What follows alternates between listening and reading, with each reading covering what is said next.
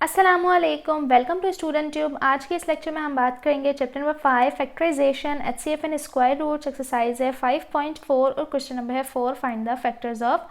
आज इस एक्सरसाइज और इस क्वेश्चन का लास्ट पार्ट है जो कि है 7 और क्वेश्चन है हमारे पास r5t square plus r square और t के ऊपर पावर है 8। सिंपल है। सबसे पहले इसे एक बार इसी तरह से उतारेंगे क्योंकि मैथ्स में स्टेपिंग के मार्क्स होते हैं। तो यहाँ पर r5t square plus r square t 8 उतार लिया। इसके बाद हमने यहाँ पर कॉमन लेना है, तो हम कॉमन ले लेते हैं यहाँ पर r स्क्वायर और t स्क्वायर को। ठीक है, r स्क्वायर और t स्क्वायर को जब हम कॉमन लेंगे तो अब अंदर क्या रह जाएगा, ऊपर देखें r5 है और नीचे हमने r स्क्वायर ले लिया, तो बाकी कितने r बचे, r के ऊपर आ गया क्यूब। ठीक है, t नहीं बचा क्योंकि t स्क्वायर पहले से बाहर मौजूद है।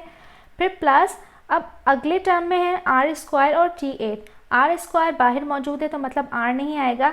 अब वहाँ पर t8 है तो t8 है, बाहर t2 मौजूद है यानी t स्क्वायर मौजूद है, तो 8 में से 2 गए 6, तो यहाँ पर t के ऊपर 6 पावर आ जाएगी। ठीक है, इसके बाद यहाँ पर r स्क्वायर t स्क्वायर इसी तरह से रहा। अब यहाँ पर हम इसे कर देंगे r का क्यूब प्लस t है तो t को अगर हम कर दें t स्क्वायर और इसके ऊपर क्यूब लगा दें तो ये 2 3 जा 6 हो जाएगा। ठीक है, अब यहाँ पर हमने फॉर्मूला अप्लाई कर देना है a cube plus b cube का, जो कि इक्वल होता है a प्लस b और a स्क्वायर प्लस का है तो minus a b plus b square. ठीक है,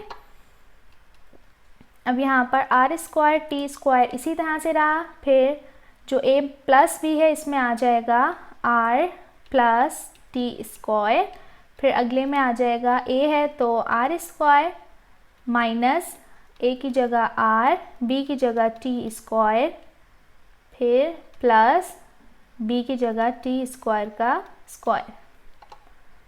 तो यहाँ पर r square t square r plus t square और अगले ब्रैकेट में r square minus r t square plus t है तो 2 2 जा हो गया 4।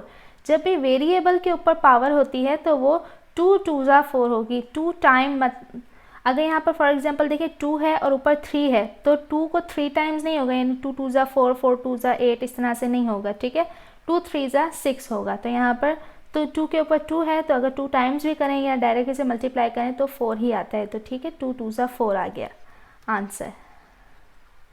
तो ये था हमारा आज का क्वेश्चन, बहुत ही ज़्यादा सिंपल और इजी। उम्मीद करती हूँ आपको अच्छे समझ आ गया होगा। मज़ीद क्वेश्चंस के लिए आपने करना है मेरे चैनल को सब्सक्राइब और साथ ही अपने क्लासमेट्स और फ्रेंड्स से शेयर भी ज़रूर करें। मिलते हैं नेक्स्ट वीडियो में, तब तक के लिए अल्लाह हाफ़िज़।